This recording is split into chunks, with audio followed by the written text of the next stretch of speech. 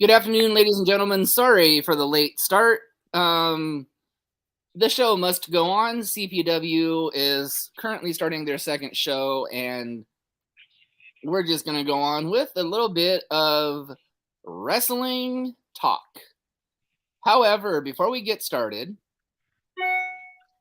it's not too late, everybody, to donate to a great cause. CSW in Colorado Springs is putting on a charity event for Headlocks for Hospice. Please, if anybody's interested, go find the CSW website or Mr. Randy Rude or on Facebook, or anybody in the Colorado Springs wrestling area will know how to get a hold of this man. Please, please, please. Also, you could get a. Sorry, didn't mean to cut you off. I know that bothers you. Um, you can get a hold of me also, and I can give you his Venmo account. So, But anyways, the show must go on. So with that being said, now, ladies and gentlemen, boys and girls, children of all ages, AEW proudly presents to you its first time ever tonight, Collision. Live collision. from Chicago, Illinois. And thank you to our one viewer before we get into the collision and the wrestling news of the week. I'm almost expecting a comment in the thing saying you're welcome, because I'm thinking it's Uh, Biggie Lodge. well, either that or he's taking a break from eating all that pizza. It's Megan. Well, hello, Megan. How are you? Congratulations on your new job, by the way. Um, so let's talk about collision. Well, I don't really want to talk about the matches. I want to talk about the legendary announce team that they've got for the collision.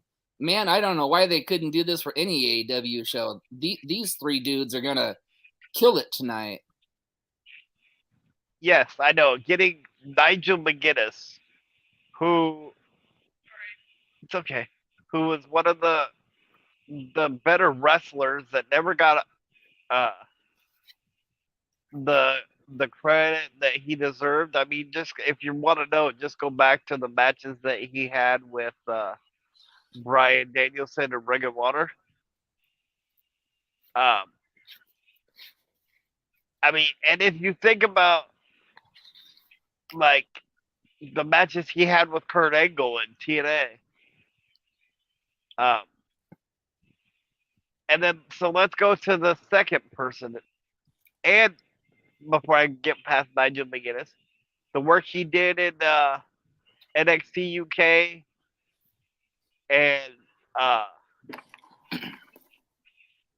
believe he did a little bit with the regular NXT also. Uh, so let's get to the second person, which is a guy that I think doesn't get as like Nigel McGuinness doesn't get the respect that he deserves because um, it's Kevin Kelly.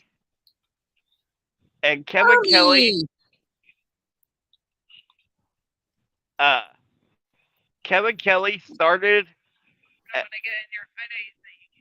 as a like a second uh like a second level commentator for the WWE and has really worked himself into one of the top notch commentators. Again, look at what he did with Ring of Honor with said Nigel McGuinness, so that'll be interesting. The fact that they're back together. Uh, and even like when he was in like the Attitude Era with, like doing the commentary when Undertaker slapped uh or when Cage slapped the Undertaker when they were doing that storyline that led into WrestleMania. And Undertaker was saying that he wouldn't wrestle his brother. Everybody talks about JR and the moments that JR had to really drive home the Attitude Era, and rightfully so. But Kevin Kelly really helped drive that part of that storyline uh, home.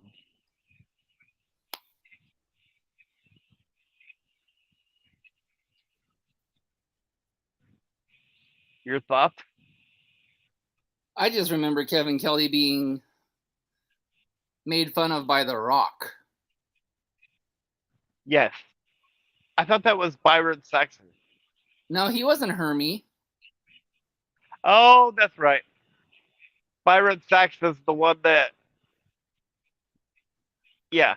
Byron Saxon's the one that The Rock told to pray to God. That when he did, he kicked him in the ass on the way out.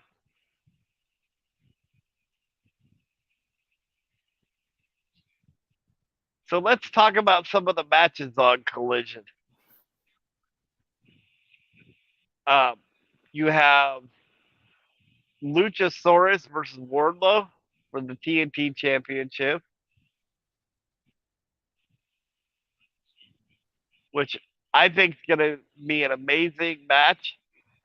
I I don't think that Wardlow's going to lose because they're building up another match between him and Christian Cage. Um, then you have uh, the return of Miro to action. They haven't announced his opponent yet, which probably means it's going to be some enhancement talent. Some But it's jobber that's still, going to get their ass kicked just to make him look good again, so he can pray his wonderful, sexy wife Lana. well, Oh, it's CJ now. well, CJ, so sorry, Mr. Uh, Wrestling Encyclopedia. well, that is my nickname. Oh, Uh, who asked you? you did. Uh, Shut up, Hermie. so, and then you have a match that I wish they would have done more in WWE, but I guess what WWE's loss is Tony Khan's gain, which is uh, Murphy versus or Matthews. I mean, I was thinking him at WWE. That's why I said Murphy. Matthews versus Andrade, which they did a few matches in WWE, but they were never able to really showcase what they could do. So I'm kind of looking forward now that they have the platform to do that.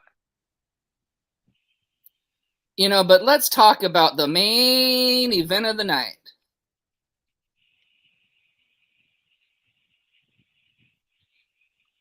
Go Okay, ahead. let's talk. Let's go ahead and talk about the moneymaker, the man that puts the asses in the seats, the returning AEW star from Chicago, Illinois himself, Mr. CM Punk. Yes, ladies and gentlemen, CM Punk makes his triumphant return to AEW tonight when he tags up with probably his two best friends and probably only friends he has left in AEW, to be honest, FTR. So you gave him a very nice introduction, He deserves it. He's a goat. and, and you're right. You can't, just like Chris Benoit, you can't discredit what CM Punk has, and I want to make this carefully put, has done in the wrestling business. Still doing in the wrestling business. Done in the wrestling business.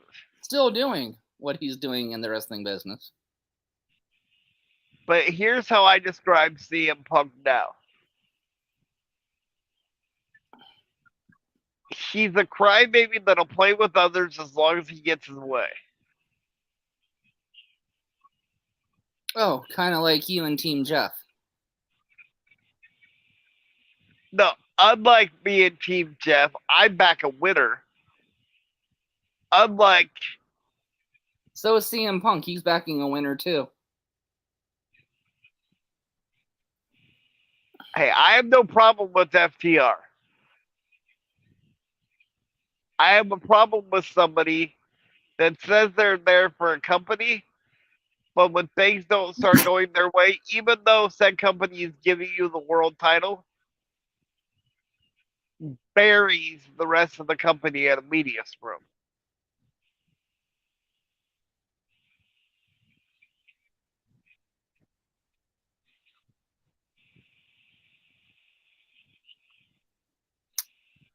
Well, I still think, CM Punk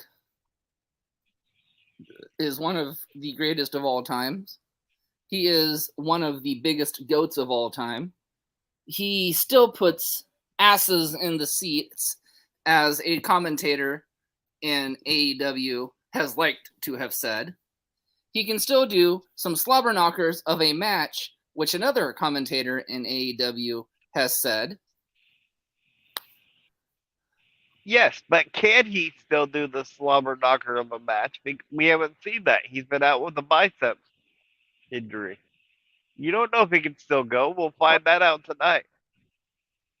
We'll find that out here very soon for me, ladies and gentlemen, because I have satellite, unlike our host.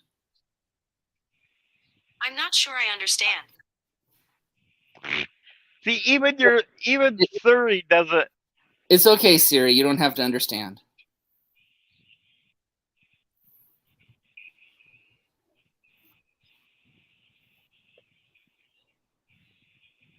Like I said before, I will never discredit what CM Punk has done.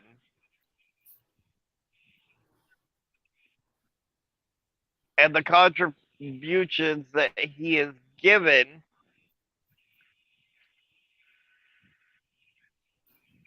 to the wrestling business. The the problem I have is that bringing somebody back that is toxic for your locker room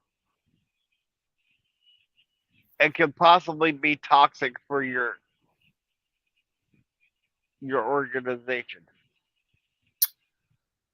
Well, wouldn't the same be said against some of the new production crew on said Collision and ROH? The ones that took over for BJ? Like Ace Steel. Yes, Well, he's listed on the production team still. The only reason Ace Steel is back is because that's what Punk said. The only way Punk would come back is if Ace Steel had input in his character. But Ace Steel isn't allowed in the building, or at least that's the rumor I heard. And I find it funny when the other three people that were involved in that backstage incident came back from their suspensions, they were handed back their trios titles. Where's the love for CM Punk? Where's his title coming back? I mean, are they really going to be that biased over and play favoritism? I mean, that's no better than the WWE, man, playing favoritism towards wrestlers. I mean, he got suspended, he got stripped, so did they, but they got their titles back. Why didn't CM Punk get his title back? There's a difference to that. No, there's really no difference at all. Well, technically there is, because nobody's ever really going to know except for the 5 people, maybe 6, depending on how many people broke up the fight, what actually happened in that fight, other than the 6 people that were in that room. The difference between the Elite and CM Punk is what CM Punk said at the media scrum. But didn't the Elite get stripped of their titles, and then as soon as they came back from suspension, they got them right back? Yes, because nobody can prove what. How's that any different than what's going on with CM Punk? Except he's returning tonight, and he doesn't have his world championship because they didn't run down the company in front of the media. Because the Bucks and Kenny Omega are the company. So again, I ask you, playing favoritisms much? No, it's not playing favoritism because you don't know what happened in the room. Well, neither do you. I know. I said that. So Nobody else knows. so how can't you say it's not favoritism when they got their said titles back and Punk never did? Because Punk kept antagonizing it. He said what he said at the media scrum. Nobody can deny that, rumor or otherwise, because it's out there for everybody to see. And then he went on Instagram and Facebook and still blasting guys like Chris Jericho and John Moxley and all of them. So he was continually to run down the company, where the Elite just took their suspensions, dealt with them, and then they came back. And so got their titles back. Right, because you're more apt to give them the titles back because they didn't cause any waves outside of what might have happened in the back. So again, favoritism to the company. Thank you. There's no favoritism to the company. Why would you give a title to a guy from the company who did nothing in that incident and pass that incident, but run down your company? I still say it's favoritism. And you know what? If you weren't so hypocritical, you would agree with me, because don't you say the same thing about WWE? In what context? How hypocritical they are for not giving certain champions their titles back? In which champions didn't they don't have their titles? Oh. I can't remember the conversation we had with it, but I can't remember where I was actually going with that.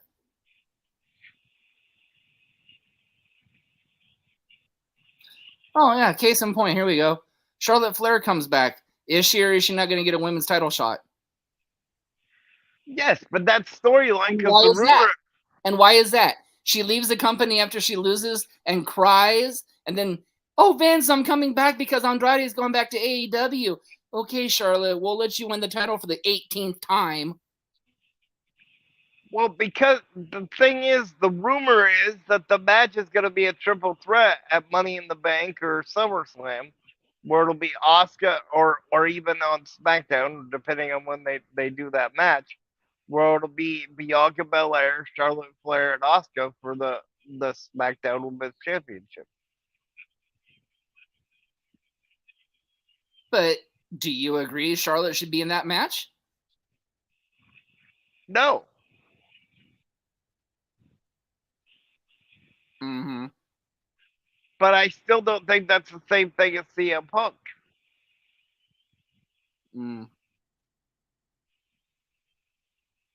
Because the biggest difference is one's a storyline and the other one's not.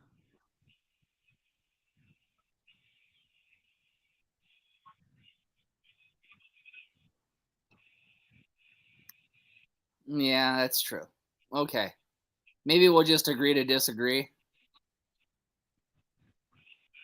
The other thing I want to talk about before we have to hop over for our 445 interview with a very, very good commentator and Mr. Nathan Rivera. You commentate?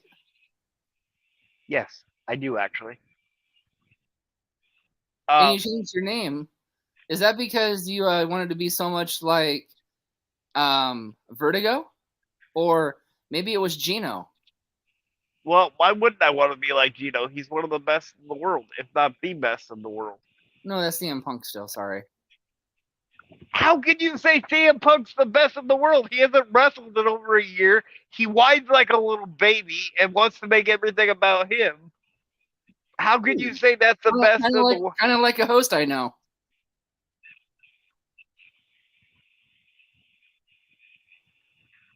How can you say that about CM Punk when you've got guys like Claudio Castagnoli? When you've got guys like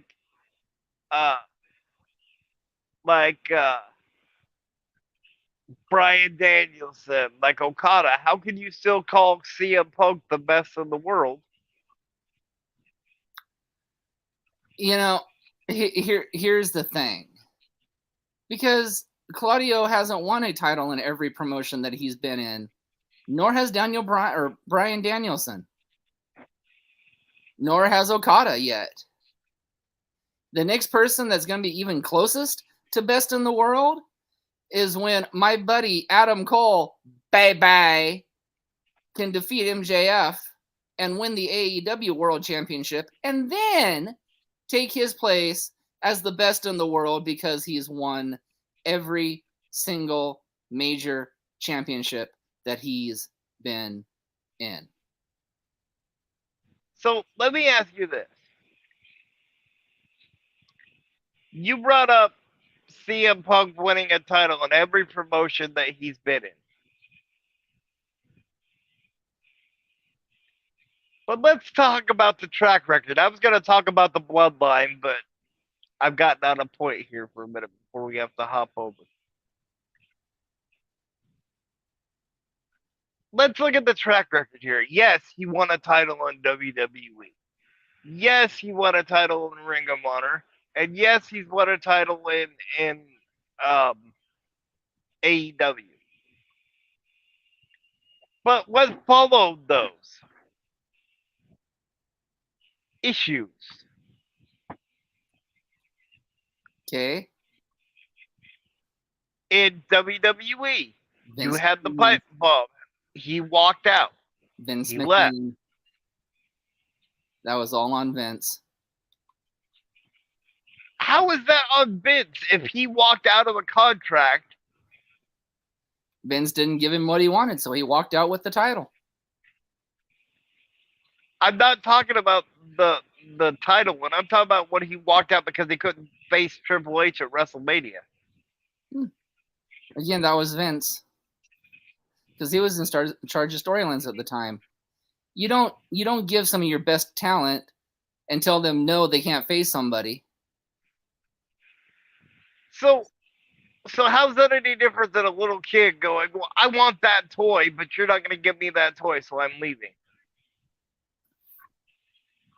Okay.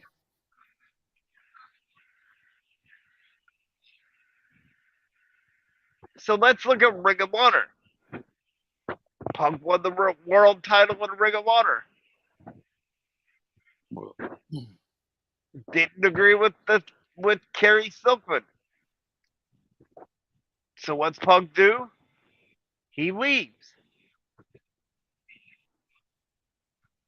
Then he goes to AEW. And he beats probably, in my opinion, the best AEW champion, and yes, that counts Chris Jericho, and Jon Moxley.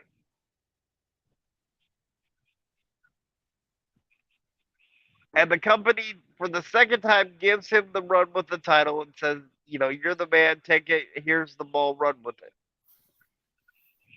And what's he do? While he's eating a muffin from his favorite bakery in Chicago,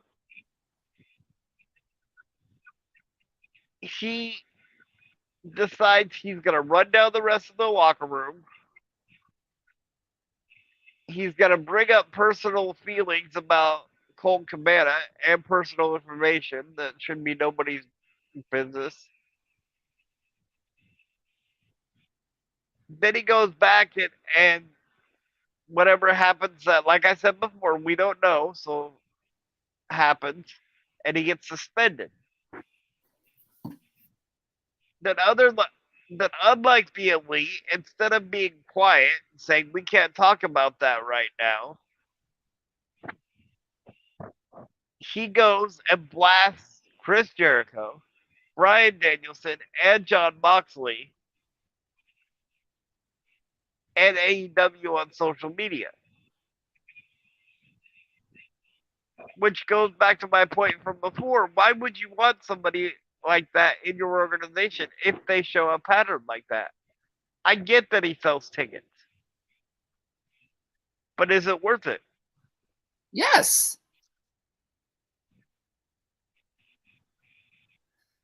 Because in the long run, it's all about beating the WWE, baby.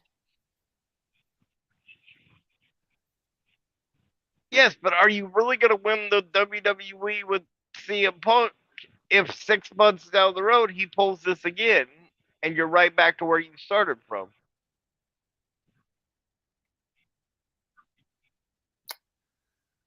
Well, I believe in giving second and third and fourth chances. I mean, let's look honestly at you know, and you all know how I feel about this man that I'm gonna call out, but let's talk about Jeff Hardy.